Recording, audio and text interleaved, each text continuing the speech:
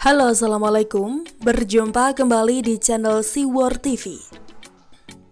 Bohongi dan bodohi publik dengan permainan data banjir demi selamatkan muka Anies. Ditulis oleh Morasi Fudan. Banjir Jakarta itu sudah jadi masalah klasik. Penanganan banjir pun sebenarnya tidak butuh hal baru.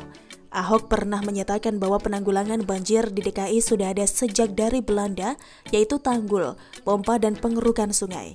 Dengan menghubungkan tanggul-tanggul, memastikan pompa air berfungsi dengan baik, dan pengerukan sungai tetap dilakukan terus-menerus. Diharapkan banjir di DKI bisa diminimalisir dengan satu prinsip mempercepat air mengalir ke laut.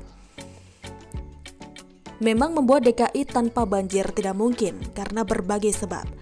Tetapi setidaknya mempercepat air surut serta mengurangi daerah terdampak dapat dilakukan. Tugas pemimpin Jakarta, siapa dan sampai kapanpun sebenarnya, adalah memastikan penanggulangan banjir yang sudah didesain sejak dulu itu terlaksana dengan baik. Bahwa kemudian ada terobosan baru, tetap terbuka kemungkinan. Tetapi jangan sampai desain yang sudah ada terbengkalai, sementara terobosan baru belum tampak wujudnya.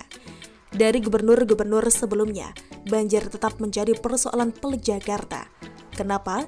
Karena desain yang sudah ada tidak dilaksanakan dengan baik. Sekalipun gubernur tidak punya terobosan baru, asalkan memastikan desain yang sudah ada berjalan maksimal, maka banjir tidak akan jadi bahan kegaduhan saban tahun. Masalahnya, Anies menentang prinsip utama penanggulangan banjir Jakarta, yang karakteristik tanahnya sudah tidak mampu menyerap air dengan baik. Anies menyatakan bahwa air hujan tidak dialirkan ke laut melainkan ke dalam tanah sesuai dengan sunatullah.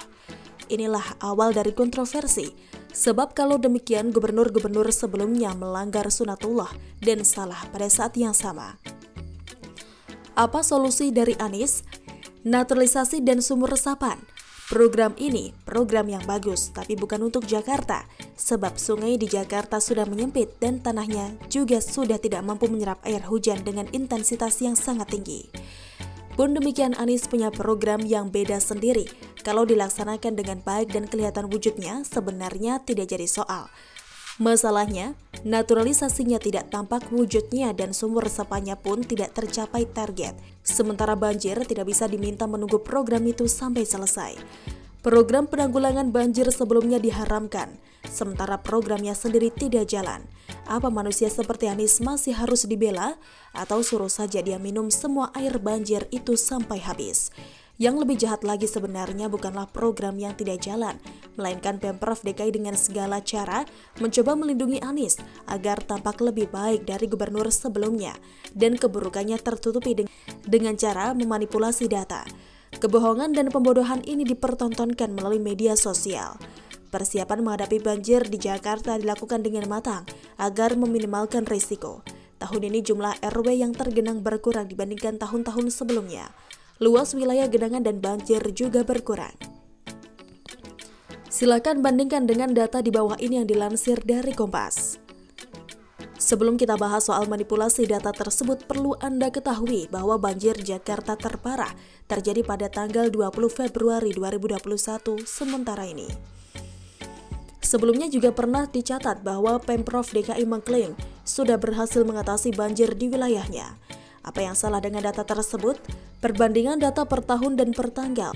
Data yang ditampilkan DKI adalah 2 Februari 2002, 2 Februari 2007, 17 Januari 2013, 11 Februari 2015, 1 Januari 2020, dan 20 Februari 2021. Soal tanggal, kita anggap perbandingannya didasarkan pada puncak banjir atau banjir terparah, meskipun tetap sangat janggal.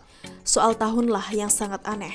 Kalau maksudnya membandingkan per 5 tahun, maka tidak bisa diterima karena jarak 2003 ke 2013 itu 6 tahun, 2013 ke 2015 hanya 2 tahun, dan 2020 ke 2021 tidak berjarak. Kenapa ada tahun yang hilang dalam suatu perbandingan data ini? Apakah maksudnya data per tahun yang dimunculkan adalah data tahun dengan banjir terparah? Kalau demikian, kenapa tahun 2021 dimasukkan, sementara kita belum tahu apa yang akan terjadi esok hari? Bukan tidak mungkin DKI Jakarta, semoga saja tidak terjadi, akan dilanda banjir lebih parah. Saya berusaha untuk tidak mencurigai, tetapi sepertinya terlalu lugu rasanya.